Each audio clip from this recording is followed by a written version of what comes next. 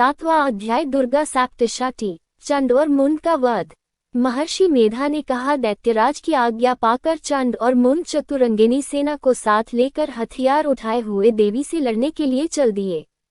हिमालय पर्वत पर पहुंचकर उन्होंने मुस्कुराती हुई देवी जो सिंह पर बैठी हुई थी देखा। जब असुर उनको पकड़ने के लिए तलवारें लेकर उनकी ओर बढ़े तब अंबिका को उन पर बड़ा क्रोध आया और मारे क्रोध की उनका मुख काला पड़ गया।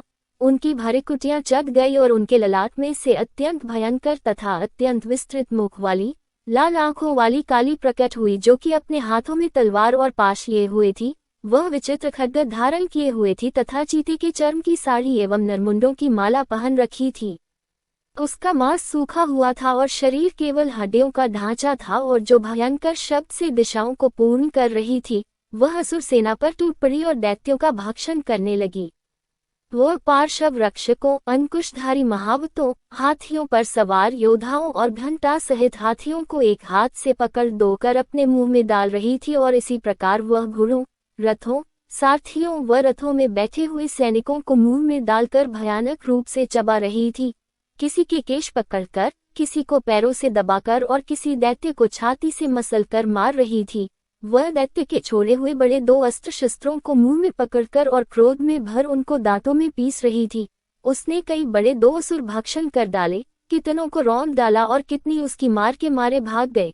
कितनों को उसने तलवार से मार डाला, कितनों को अपने दांतों से समाप्त कर दिया, और इस प्रकार से देवी ने क्षण भर में संपूर्ण दैत्य सेना को नष्ट कर दिया।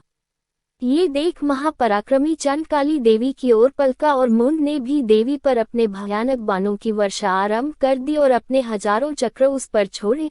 उस समय वह चमकते हुए बाण व चक्र देवी के मुख में प्रविष्ट हुए इस प्रकार दिख रहे थे जैसे मानो बहुत से सूर्य मेघों की घटा में प्रविष्ट हो रहे हों। इसके पश्चात भयंकर शब्द के साथ काली ने अत्यंत जोश में भरकर विकट अट्टहास किया।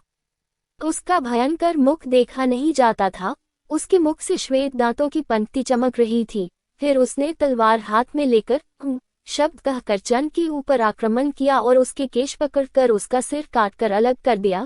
चंड को मरा हुआ देखकर मुंड देवी की ओर लपका, परंतु देवी ने क्रोध में भरे उसे भी अपनी तलवार से यमलोक पहुंचा दिया। चंड और मुंड को मरा हुआ देखकर उसकी बाकी बची हुई सेना वहां से भाग गई। इसके पश्चात काली चंड और मुंड के कटे हुए सिरों को लेकर चंडिका के पास गई और प्रचंड अट्टहास के साथ कहने लगी, हे देवी, चंड और मुंड 2 महादैत्यों को मारकर तुम्हें भेंट कर दिया है। अब शुंभ और निशुंभ का तुमको स्वयं वध करना है।